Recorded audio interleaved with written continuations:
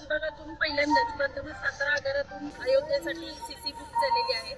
बऱ्याच लोकांकडून मागणी येत होती आम्हाला की आम्हाला अयोध्येला जायचं आहे, परंतु जाताना बऱ्याच जे आपली 45 सीटर असेल किंवा 40-50 प्रवासी तरी असायला हवेत, त्याच्यासाठी आम्ही सतत फॉलोअपमध्ये होतो। आमचे स्थानक प्रमुख आहेत, आगार व्यवस्थापक असतील, त्यांच्याकडून प्रचंड फॉलोअप घेऊन हे नियोजन गेले 1 महिना झाला चालू आहे। फक्त इलेक्शन असल्यामुळे आम्ही थोडंसं इलेक्शन संपल्यानंतर सदर बस देण्यासाठी त्यांना सूचना केल्या होत्या। त्या पद्धतीने आमच्या आगार व्यवस्थापक स्थानक प्रमुख यांनी प्रयत्न करून आजची प्रथमच सातारा विभागातून अयोध्येसाठी बस रवाना होत आहे। आम्हाला अपेक्षित आहे की याचा उत्तर आगारांना किंवा इतर प्रवाशांकडून सुद्धा अशीच मागणी राहील।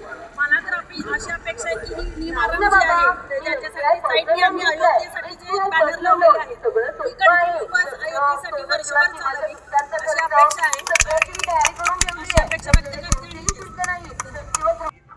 अयोध्येचं राम मंदिर झालं तेव्हापासून इच्छा होती बरेच जणांची तिथे जाऊन रामलल्लाचं दर्शन घ्यावं। त्यानुसार आम्ही माझे सहकारी आणि आमचे अधिकारी शिंगाडे साहेब वगैरे यांनी आम्हाला त्याबाबत मदत केली आणि त्यांनी जे काही लागणारे गाडीसाठी सहकार्य आहे ते सगळं शिंगाडे साहेब किंवा डेप्युटी मॅनेजर आमची यांनी खूप मदत केली।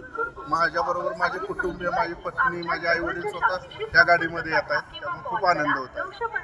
या अयोध्येच्या ट्रिपचं सर्व नियोजन प्रशासन आणि माझा मित्र शैलेश या यांच्या मार्फत झालेला आहे आणि हा प्रवास सर्व धार्मिक स्थळे बघत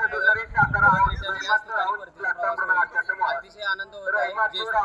खूप छान वाटतंय। प्रथमच अयोध्येला चाललेलं आहे। खूप दिवसापासूनची इच्छा होती पण तसा प्रसंग येत नव्हता, पण एसटी महामंडळानेही खूप सुविधा ज्येष्ठ नागरिक यांच्यासाठी केली, त्याबद्दल खूप आभारी आहे। खूप छान वाटतंय। सोबत चालक म्हणून माझा मुलगाच आहे, त्यामुळे खूप छान वाटतंय।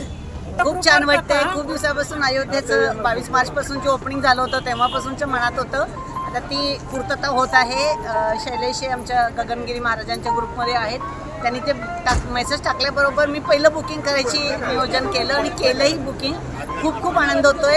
1-2 नाही 6 दिवस आम्ही राहणार आहोत। त्याच्यासोबत उज्जैन आहे, प्रयागराज आहे, काशी विश्वेश्वर आहे, त्याच्यात शेगाव घेतलं आहे, त्याच्यात अजूनच आनंद आहे।